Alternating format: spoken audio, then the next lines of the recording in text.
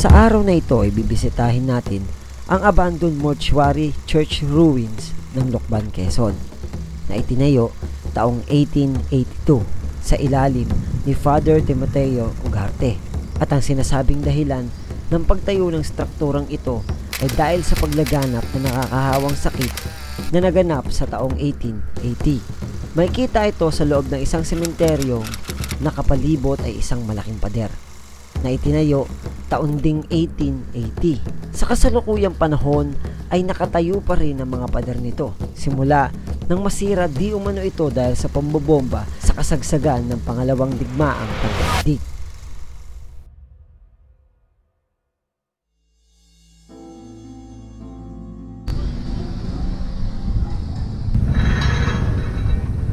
So yun, explorers, nandito na tayo sa loob ng sementeryo mismo. At ayun yung church sa may dulo.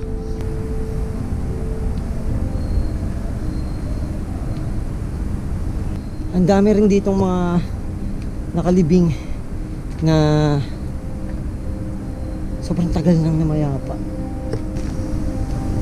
Ang lungkot lang ng pakiramdam dito sa lugar na to.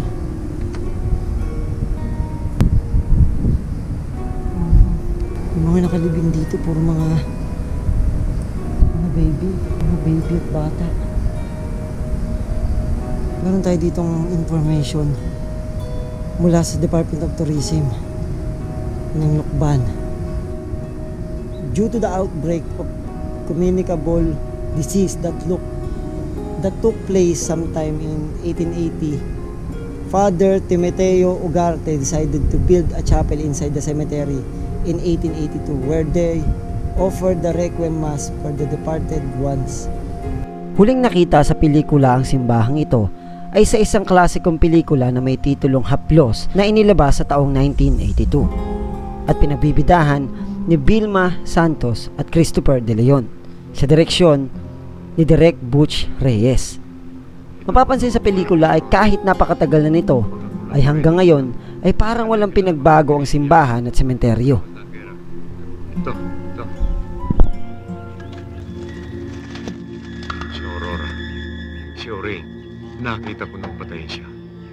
Nung sunugin ng mga gerilyang kanilang bahay ay naitakas ko siya. Ngunit natambagan kami ng mga Hapon. Nabaril ako sa tuhod at pinagsamantalahan siya at pinatay. Sino si Aurora? Tignan niyo naman yung taas mismo ng paligid na itong church.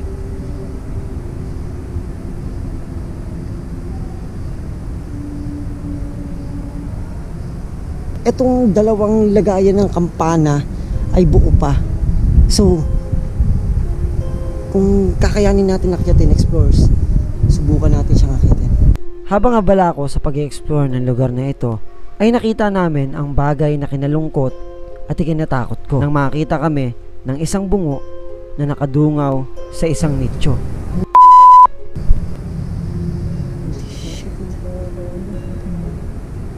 Dating tao yan din na gumalaw. Dating nabuhay yan.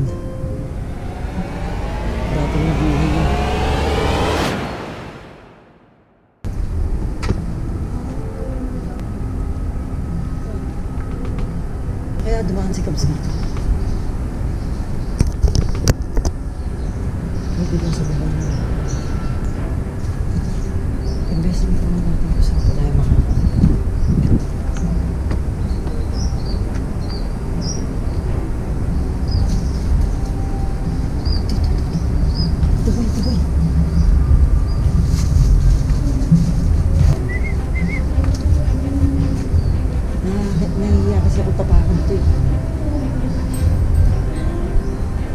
Tabi po lang mo.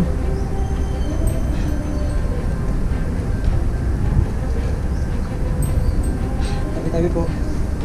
Pasensya na po. Nakita lang po kami.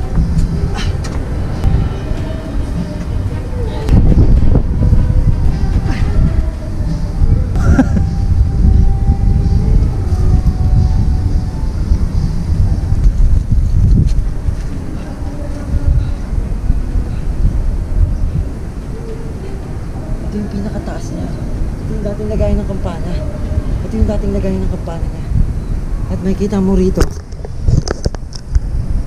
mo rito yung buong view ng Lukban, Quezon. Grabe. Nice one.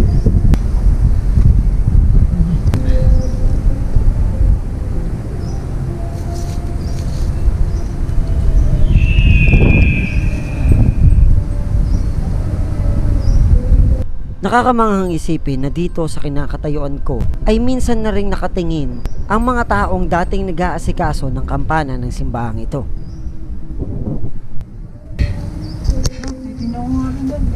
Umakit ka na. Gag, nakakatakot kasi may mga Ang ganda.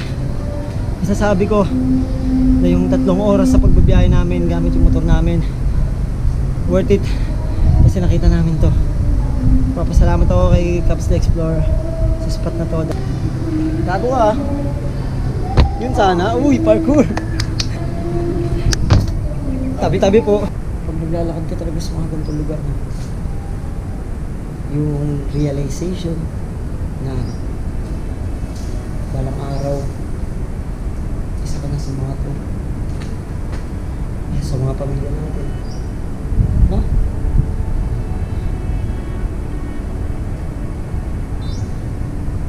Balang araw mapapabayaan tayo. Naala.